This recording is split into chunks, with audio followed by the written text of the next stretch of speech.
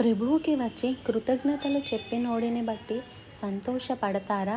మర్చిపోయినోళ్ళ 9 మంది గురించి బాధపడతారా? వచ్చినోళ్ళని చూసుకొని సంతోషపడొచ్చు. రానోళ్ళ గురించి బాధ ఎందుకు మనకు? మీ ఇంటికి వచ్చే వాళ్ళ గురించి నాకు బాధ లేదు. నమ్మకం ఉన్న వాళ్ళ గురించి బాధ లేదు.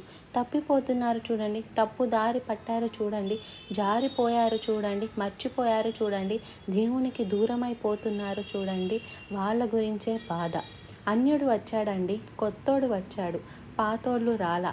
కొత్తగా ప్రభువుని నమ్ముకున్న మా తాత ముత్తాతల నుంచి మేము అబ్రహాము సంతానం అన్న వాళ్ళు రాలా.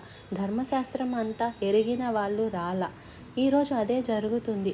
కొత్తగా రక్షింపబడ్డ వారికి ఉన్నంత నమ్మకము, కృతజ్ఞత ఒక సంవత్సరంలో వారికి అన్ని మేలులు జరిగితే 40 సంవత్సరాలు, 30 సంవత్సరాలు, 10 సంవత్సరాల్లో నీకెన్ని మేలులు జరిగాయి? ఎవరిది ఎక్కువ?